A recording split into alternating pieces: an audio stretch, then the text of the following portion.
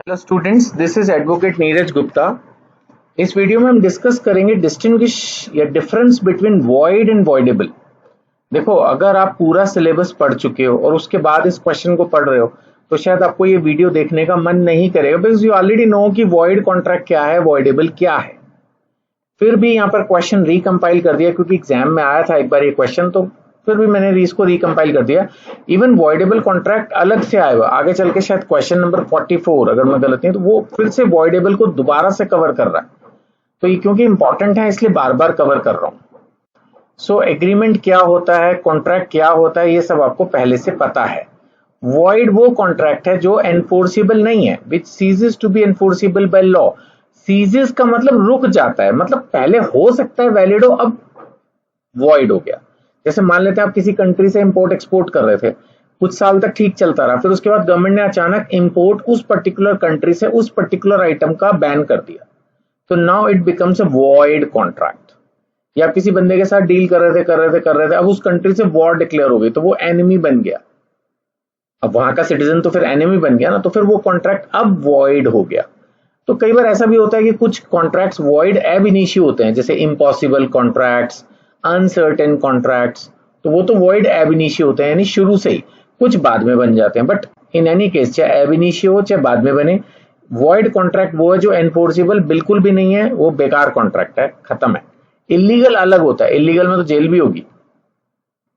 Void का मतलब बस कॉन्ट्रैक्ट एनफोर्सिबल नहीं है।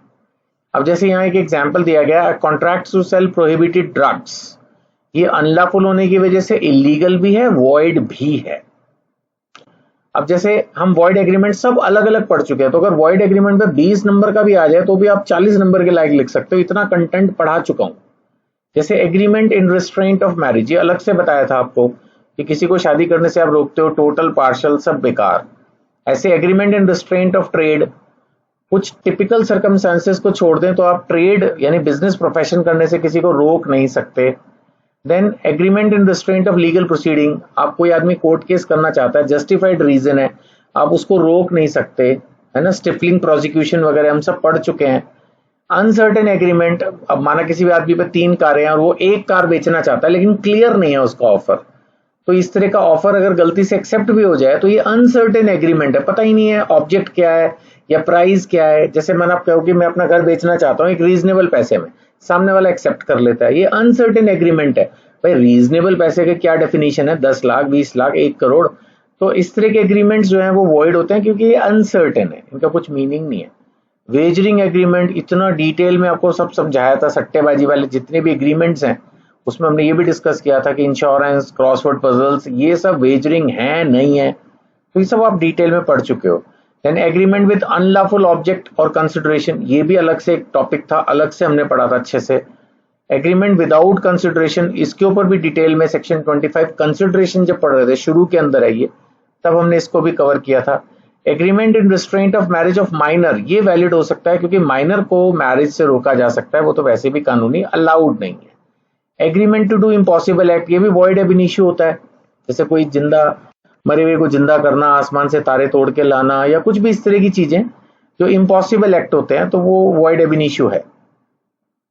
या एग्रीमेंट बाय इनकम्पिटेंट पर्सन, जैसे minor, persons of unsound mind, और भी बहुत सारी सिचुएशंस थी, इसको भी हमने डीपली पढ़ा था। तो ये सारे एग्रीमेंट्स वॉइड हैं, अनएनफोर्सेबल, इनको कोर्ट में नहीं ले जा सकते। वॉइडेबल ये होता है कि दूसरी पार्टी अगर चाहे तो वो कंटिन्यू रहेगा। वॉइडेबल को मैं हमेशा कहता हूं कि कैंसिलेबल ऑप्शन है, कुछ गड़बड़ हुई है, सामने वाली पार्टी के पास मौका है कि वो चाहे तो कॉन्ट्रैक्ट को कैंसिल कर दे, लेकिन अगर वो चाहे तो कंटिन्यू भी कर सकता है, उसको बोलते हैं वॉइडेबल। यानी कि contract enforceable by law at the option of one और मोर पार्टीज, यानी कि जो दूसरी पार्टी है उसके हाथ में ये मौका है कि वो कॉन्ट्रैक्ट को कंटिन्यू कर दे। जैसे आपको याद होगा, वॉइडेबल कब होता है, जब फ्री कंसेंट नहीं होती, जब फ्री कंसेंट नहीं होगी तो क्या होगा कि वो कॉन्ट्रैक्ट जो है वो वॉइडेबल होगा। ये सब हम पढ़ चुके हैं, कोर्जन, फ्रॉड, अनड्यू इन्फ्लुएंस, है ना, मिस रिप्रेजेंटेशन, मिस्टेक, ऐसी सिचुएशन में सामने वाली पार्टी कॉन्ट्रैक्ट को कैंसिल कर सकती है। करेगी नहीं करेगी वो अलग है। वॉइडेबल के ऊपर अभी एक क्वेश्चन और आएगा, थोड़ा सा उसमें हल्का सा और डिस्कस करेंगे, ठीक है। Thank you.